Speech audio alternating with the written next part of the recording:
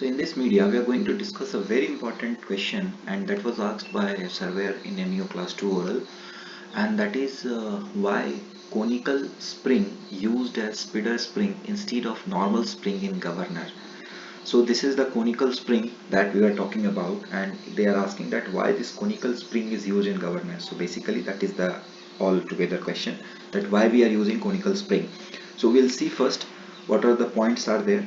So my idea is to have compiled the answer from different website and made it concise and crisp. So what the surveyor is expecting the answer from you. My idea is not to teach you.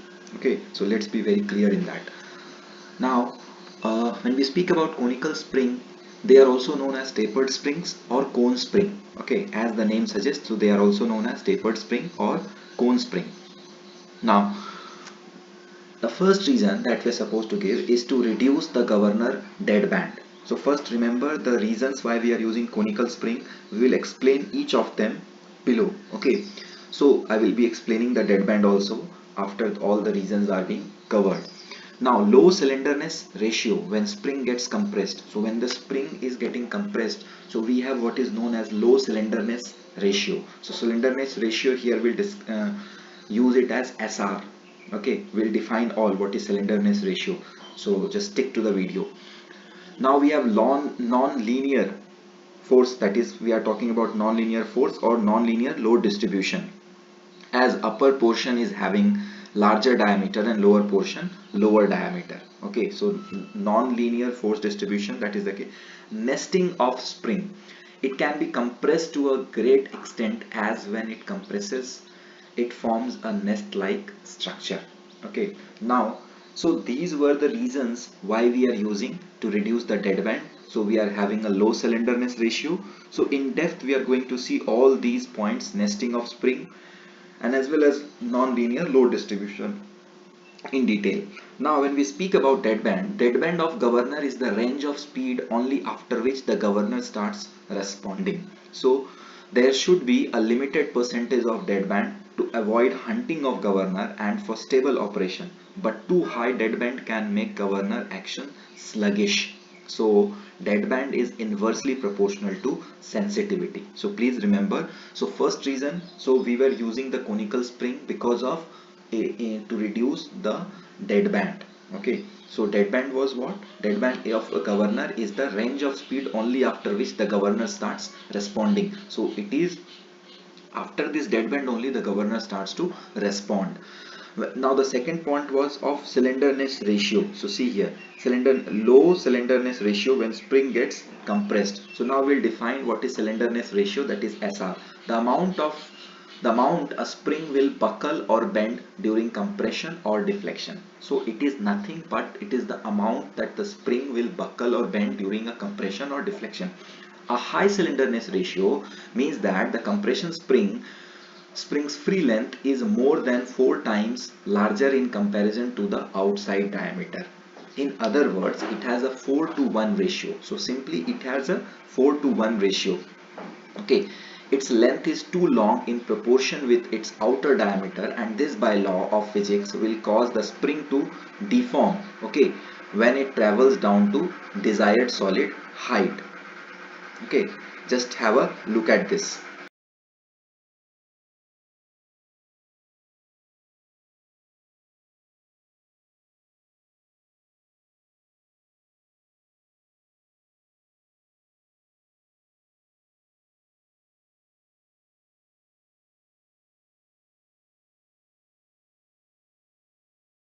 Now we also have here is high SR. High SR means length of spring is much more than diameter of coil when compressed. So high SR means high cylinderness ratio.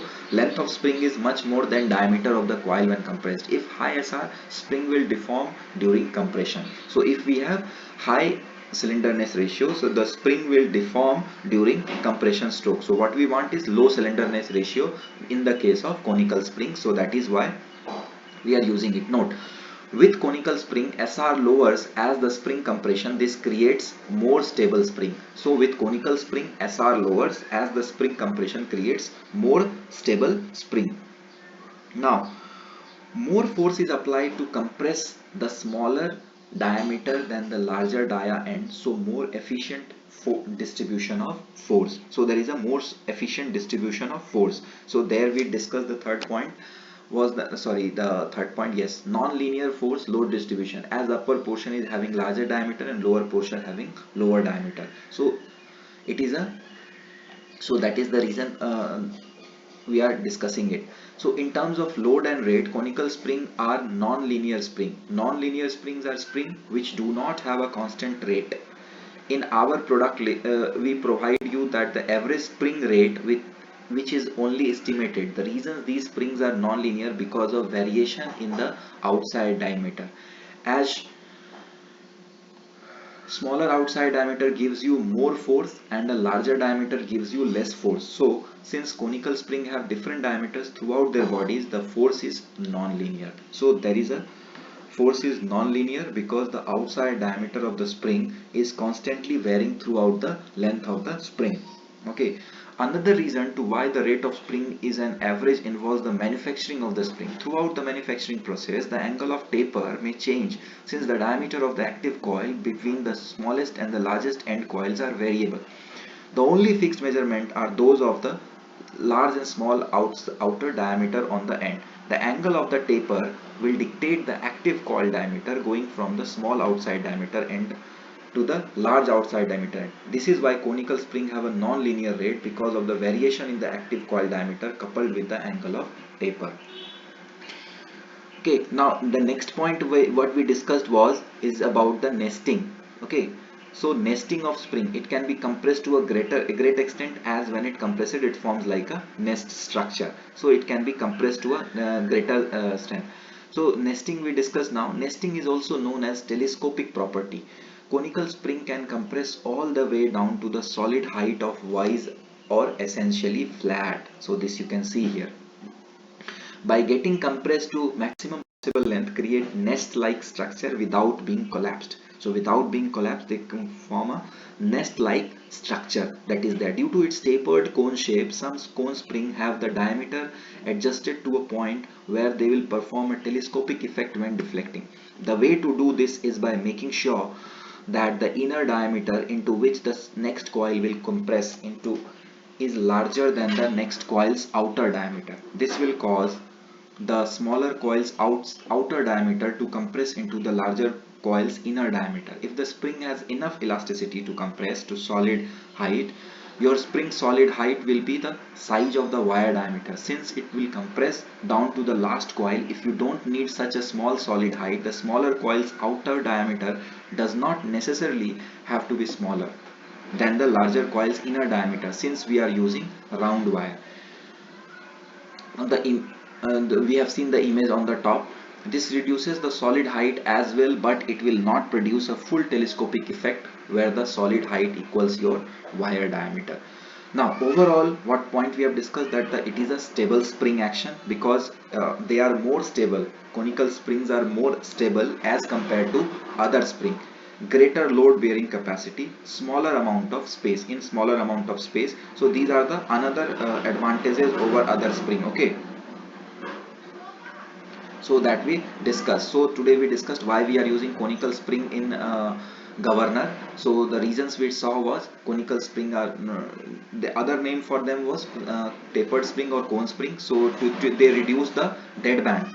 Now we have lower slenderness ratio, non-linear load force distribution, nesting of the spring is possible, and also it is more stable and ideal to be used for this. So I hope it is clear for you, and we have already covered what is deadband, what is slenderness ratio, if why what is nesting, and what is non-linear force distribution, and what is linear force distribution. You can pause the video and you can watch them together. Okay, I hope it is clear for you. Thank you so much. Thank you for your valuable time.